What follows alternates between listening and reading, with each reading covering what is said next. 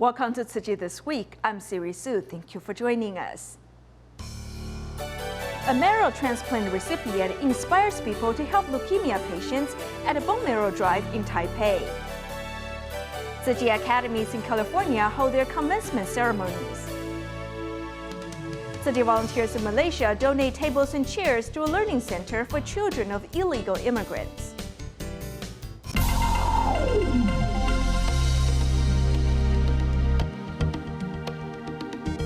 Tsuji volunteers have long been promoting the importance of joining the stem cell donor registry. At a recent event to recruit potential donors in Taipei, a former marrow recipient, Gu Xiaoni, took to the streets to share her own life experiences. Tsuji volunteers are at the train station and on streets, asking people to join stem cell donor registry to save lives. We want to live. Only when kind-hearted people donate marrow can we survive. Gu Xiaoni is holding a sign that says, "I was a marrow recipient." 4 years ago, she was diagnosed with leukemia and received a marrow transplant through the Buddhist Tsuji Stem Cell Center. She is now on the street to tell passerby her personal experience. The patient next to my bed was young, but he died before a match was found. It was a depressing thing, and he was only about 20 years old. Wu Wenxin, member of Tsuji basketball team, put on more weight from 39 kilograms because she wanted to become a registered marrow donor. But the volunteers learned that she had a surgery on her backbone and blood transfusion, so she cannot become one. It makes her shed tears. 做好事有很多方式啦。文心没关系，师傅刚刚跟你讲过，你要把这个力量转成正面力量，好不好？哈，哭一哭，哭一次就好了，好不好？ Wu Wenxin decided to be a healthy person so she can donate blood to save people. At this marrow drive at this Tsuji Eastern District office in Taipei, Shao Minghong, with his top figure, receives most attention. He decided to join the stem cell donor registry after listening to an explanation from Tsuji volunteer Tang Aizhen. Being able to save a life is a very cool thing to do. I feel it doesn't come by easily because the chance is 1 in a million. These young marathon runners are all very healthy. If a match can be found from them, then their blood can save many lives. Tang Aizhen hopes young people will promote the importance of joining the stem cell donor registry on Facebook, so more people will help give patients a second chance in life. For 16 years, Tima Northern Taiwan chapter has held free clinics in Jinmen once every 6 months. The free clinics are held in Greater Jinmen and Lesser Jinmen. At the most recent free clinic held in Lesser Jinmen, nearly 20 local volunteers also pitch in to serve the residents. Nearly 100 members of Tima Northern Taiwan chapter and Tsuji volunteers are heading to Jinmen to hold free clinics. Taking off from Taipei Songshan Airport, some of them will travel to Greater Jinmen, while the rest will have to transfer to a boat to get to Lesser Jinmen. In Dongling Community and Lesser Jinmen, local volunteers have set up the venue. With the arrival of medical equipment, the venue begins to look like a small-scale hospital. Among the medical volunteers is dental assistant Chen Guanting, who works in Shanghai. He often joins his parents and younger brother to serve Tsuji's free clinics in Jinmen. This is not my first time participating in a free clinic in Jinmen. They are happy seeing us. You have come again. We come once every 6 months. We are also happy in seeing them because we made it again. After treating the patient, he joyfully thanks me. Perhaps I feel this sense of achievement when I serve at free clinics. Meanwhile, nearly 20 Jinmen volunteers are organizing the patient's medical records, serving those who came to seek medical attention. Since we lack resources here, those of us volunteers in Lesser Jinmen should come out to do this work. I feel blessed while serving. I can serve and get to know many Tsuji brothers and sisters. I also learn a lot from them, including their attitude or spirit of serving.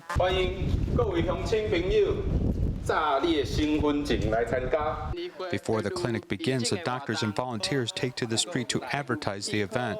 They also visit the families with elderly people. With a passion to serve, the volunteers have built up friendship with residents in Jinmen. In the United States, Tzu Chi's medical mission is continuing strong, with volunteers providing more services with Tzu Chi's mobile clinics. 2 medical outreaches were held recently in Oakland and Long Beach, California. No matter where the clinics are held, Tzu Chi volunteers hope to reach out to more people who are medically deprived. Tzu Chi's Oakland Liaison Office held a free dental clinic open to the public for the first time. To help provide medical services, Tzu Chi volunteer Sun San Jose drove the mobile van up north. I drove the mobile medical van from San Jose to here, as we saw a need of providing free medical services here. This free clinic was a year in the making, and today it's giving low-income families, the homeless, and even former inmates the medical care they need. We try to do not only cleaning, we get some education out too. I think that's the most important thing. Today, I came for dental services, and I appreciate y'all taking the time out to be able to do services like this. Although in recent years the United States rolled out a national health insurance, dental and ophthalmology are still not included. Thus, the mobile clinic also made a round to Long Beach in Southern California. They checked my eyes. They're going to be giving me free glasses. I also got acupuncture for my back pain. At this free clinic, medical services were not the only focus point. Volunteers also set up an area displaying Tzu Chi's global efforts to recruit more volunteers to join their ranks. One day, hopefully, become giving back to and helping other people. So I am gonna become a volunteer. I love the fact that you guys are all about love and respect, and we help each other with the patients and make them feel very warm. U.S. Tzu Chi volunteers continue to reach out to different communities and help safeguard the disadvantaged, ensuring they also receive the medical services they need. Also in the United States, as the semester ends, Tzu Chi academies in Monrovia and San Dimas of California both held their commencement ceremonies. At these events, many students showcased their talents. We'll also take a look at a commencement ceremony of Tzu Shao's in East Los Angeles, where the graduating students served tea to honor their parents. Step by step, the children have matured and grown. At this ceremony celebrating Tzu Shao's graduation in East Los Angeles, the students offer tea to their parents, expressing their deepest gratitude. I often tell my child that the greatest fortune is not wealth, but the ability to help others. I believe my child will continue to participate in Tzu Chi events. 14 graduating students have gathered here to receive everyone's best wishes.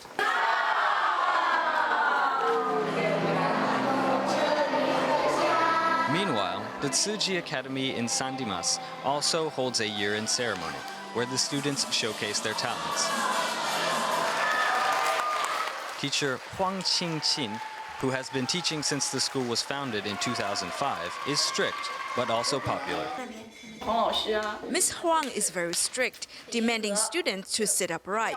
She reminds us of how we were taught in elementary schools in Taiwan. But she's also lively, so the children enjoy attending her class. I believe I will still be here for the next 10 years. I will teach till I cannot do so. I am very grateful for having this opportunity to grow and learn with the children. Here at Tzu Chi Academy in Monrovia, celebrations are held to mark the 22nd year-end ceremony and the 13th graduation commencement, with 17 students graduating this year. The school has taught these children fundamental values on Sundays, thanks to the participation of parents and volunteers. As different Tzu Chi schools send their graduates off to a new chapter in life, the teachers will continue to nurture the younger generation with patience and love. Meanwhile, in Ecuador, Tzu Chi's Cash for Relief program in Manabí region made an unexpected detour to Hama. A special plea by Hama's mayor led volunteers to conduct a thorough evaluation of the situation there. Later, Tzu Chi volunteers began a 3-day relief program to help the city return to its former glory. Dust and debris lined downtown Hama of Ecuador's Manabi region. The 42nd earthquake on April 16th destroyed nearly all of the buildings in Hama, with nearly 90% of the 2,400 residents, with nearly 90% of the 24,000 residents of the county heavily affected. Desperate for help, the mayor reached out to Tzu Chi. This is so important for us because I don't agree with help that is just given to the people. I believe people should work in order to be helped and receive something in return. That's why I've been following your program and saw that you came from Puerto Viejo, Manta, Canoa, and I thought your next stop would be here. But then I saw you moved on to Pedernales. I was so sad. That's why I went to look for you in Pedernales. Thank God we met and your beautiful hearts agreed to help us. And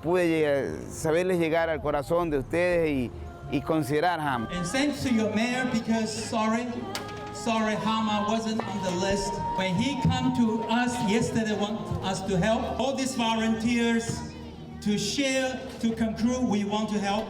¿Quieren trabajar o no? Tzu Chi volunteers responded to the mayor's plea and looked to hold a 3-day cash for relief program in Hama, thus providing over 1,000 residents job opportunities. I feel so motivated doing this job for our city, our country. We will all fight with our efforts to move forward as one. Now you can see just within 2 hours of the Cash for Relief program how much Hama changed.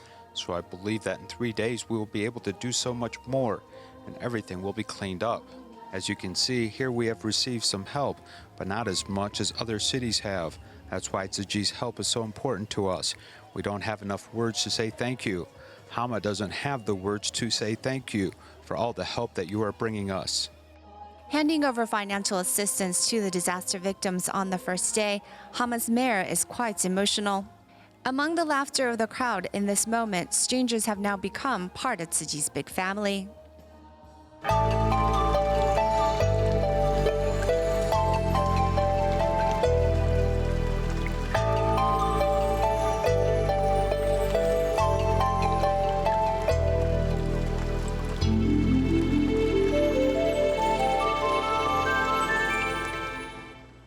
In China, Tzu Chi volunteers have been helping impoverished children in mountainous regions of Guizhou for 13 years. One of them is Yao Chunzhi, who is now in grade 11. As the girl is stressed out about her school performances, the volunteers encourage her to continue studying diligently.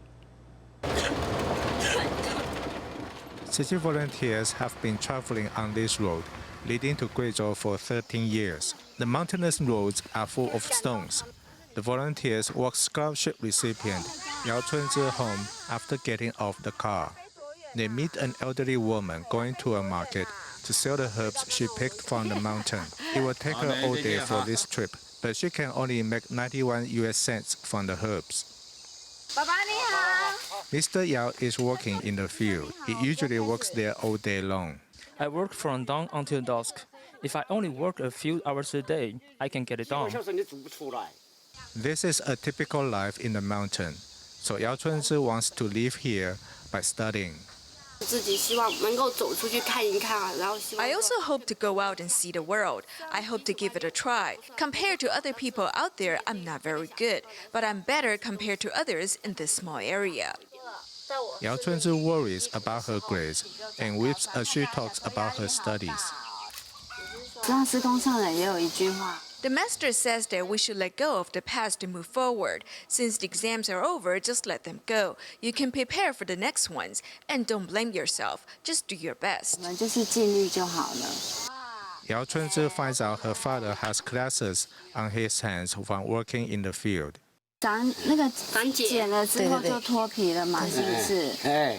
The volunteers remind Yao that this month is the month of filial piety, asking her to hug her father.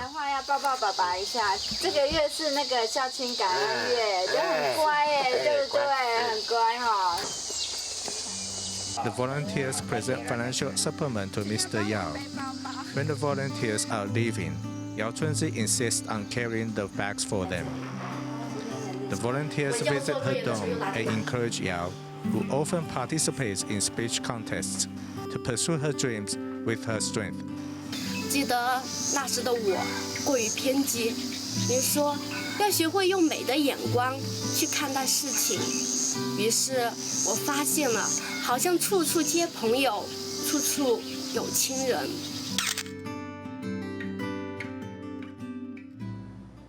In Malaysia, a school in Kota Kinabalu provides education to children of illegal immigrants in the area. However, since the school lacks adequate funding, there were no tables or chairs for the students. Fortunately, Tzuji volunteers lent a hand and donated tables and chairs to the school. The students have looked forward to having tables and chairs at their Nombak Mission Center. With 112 tables and 350 chairs donated by慈济, the students do not need to do homework while sitting on the floor anymore. With new tables and chairs, I can study more easily. I'll clean the tables and chairs 5 days a week. With tables and chairs, the students' attendance has improved because they feel it is their duty to study. This Nombak Mission Center is located in Nombak Village, Kota Kinabalu. People here are poor, and most of them are illegal immigrants, so their children do not have birth certificates either. Therefore, they cannot attend any official school. Then this Nombak Mission Center became the children's only hope for education. A fire relief distribution in 2013 brought Tzuji volunteers to this community. The Nombak Mission Center became the venue for Tzuji's free clinic. After a while, Tzuji volunteers realized the need of the school. When we first came to this school, we realized the students were not disciplined, so we taught them disciplines and also started giving them food.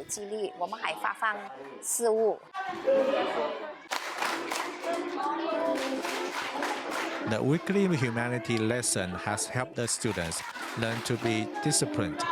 In addition, Tzuji's donation of tables and chairs can help the students improve their studies. In Malacca, Malaysia, in order to increase environmental awareness among their students, teachers at 2 primary schools organized field trips to Tzuji's local recycling station. Volunteers organized a fun lesson for the young students, many with learning disabilities.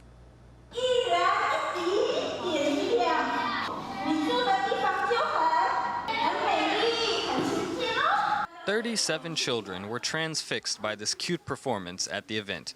There is also a cartoon video using animals to teach about environmental awareness. An elephant showed us not to use too much water when you shower, so you won't waste water. These kinds of things may be told to them at home, but they don't really understand what exactly. Like, why should you turn off the fan when you leave the room? But after what you taught them today, they'll remember and tell me, you should turn off the lights and fan. It's good. I think they internalized the lesson. These gifted students, despite having learning difficulties, still have giving hearts filled with love. In that way, they are no different from other children. It's a chance to experience something personally, to expose them to many aspects of environmental awareness. After the lesson is over, they will sincerely want to practice these things in their daily routines. Then these special education students may actually even be a positive influence on the regular students. They told us about sorting recyclables. Cans go with cans, and paper goes with paper.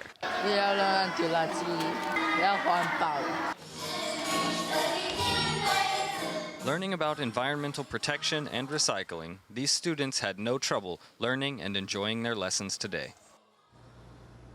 In Taiwan, a deaf-mute individual in Keelung is living in a dilapidated apartment. She spent money to fix the problem, but it didn't help, and therefore she felt anxious and even contemplated suicide. Through a referral by the Chinese National Deaf Association, ROC, Tzuji volunteers decided to repair this apartment.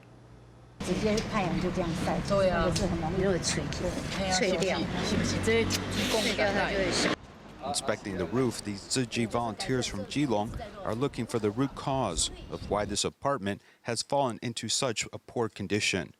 The Deaf Association told us about this case where an individual was considering suicide because her 30-year-old apartment has a very serious water leakage problem, which led her to feel anxiety. She even invited someone to fix the problem, but soon after she spent the money, the problem came back, and she said she wanted to jump from the 5th floor and kill herself.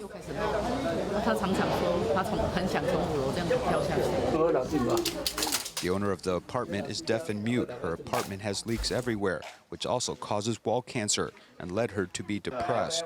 Tzu volunteers have stepped in to comfort this homeowner and improve her living environment. 室内墙壁，全部，油漆，然后来就是一些电线嘛，更新嘛。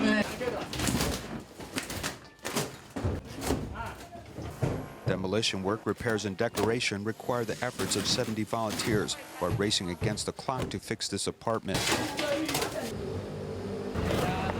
First, we need to remove the wall cancer and then fill it with cement, and then paint the walls.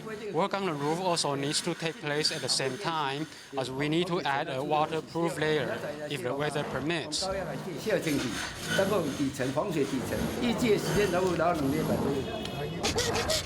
Tzu volunteers recruited masons, electricians, and plumbers to speed up this work, allowing this physically disabled person to live in more comfort and less stress.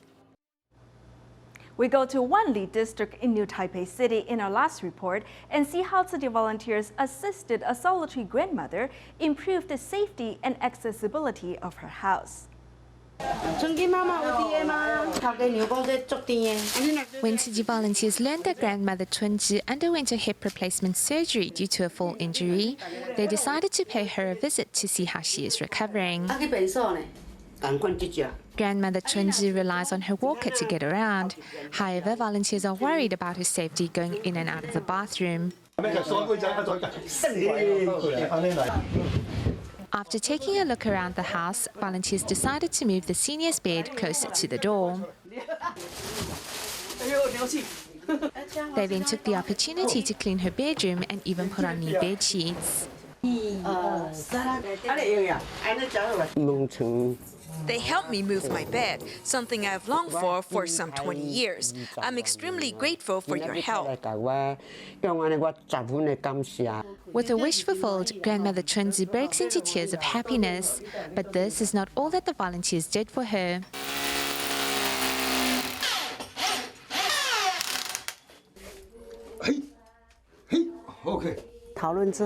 We decided to install a grate bar inside the bathroom, as well as a handrail by the entrance.